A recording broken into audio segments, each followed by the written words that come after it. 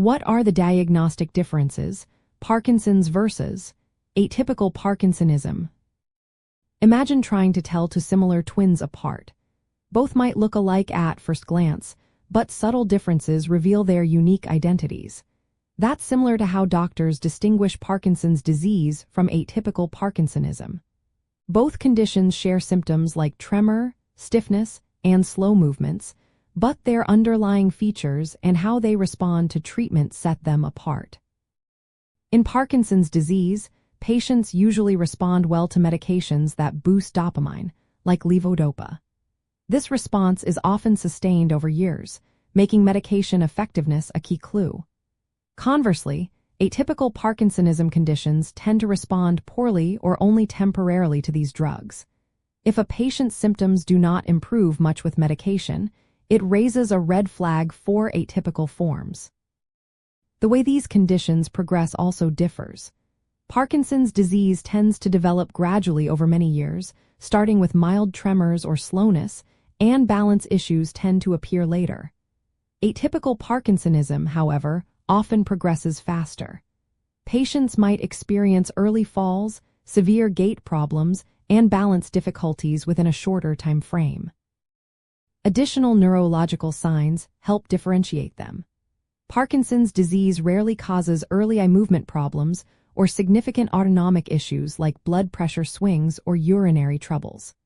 In contrast, atypical Parkinsonism often presents with early and prominent features, such as difficulty moving the eyes vertically, early cognitive decline, speech or swallowing problems, and more pronounced autonomic dysfunction.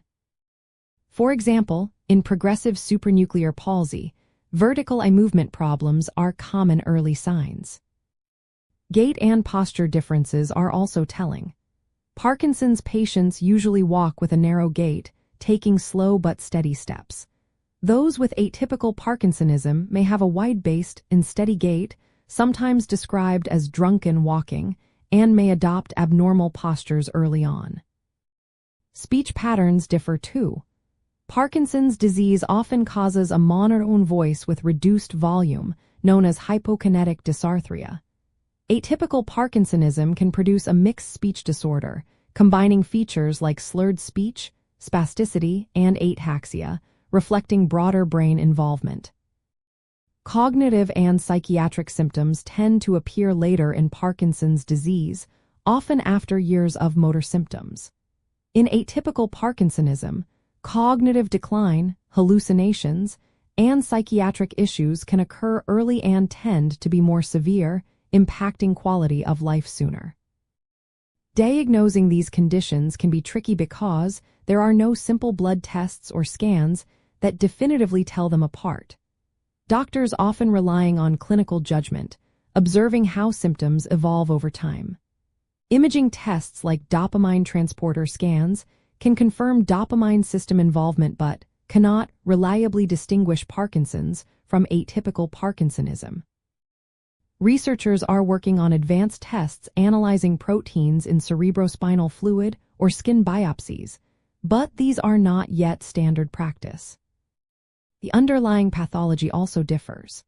Parkinson's disease involves the loss of dopamine-producing neurons in the brain and the buildup of a protein called alpha-synuclein, forming Lewy bodies. Atypical Parkinsonism includes disorders like progressive supranuclear palsy and corticobasal syndrome, which involve abnormal tau protein accumulation or different patterns of alpha-synuclein deposition. These differences influence how the diseases progress and respond to treatment. In summary, while Parkinson's disease and atypical Parkinsonism share many symptoms, key differences in medication response, progression speed, early signs, and underlying pathology help clinicians distinguish them. Because symptoms can overlap and evolve, accurate diagnosis often requires careful observation over time by experienced neurologists. If you or a loved one experience these symptoms, seeking expert medical advice is essential for proper diagnosis and management. Ongoing research continues to improve our ability to identify these conditions earlier and more accurately, offering hope for better treatments in the future.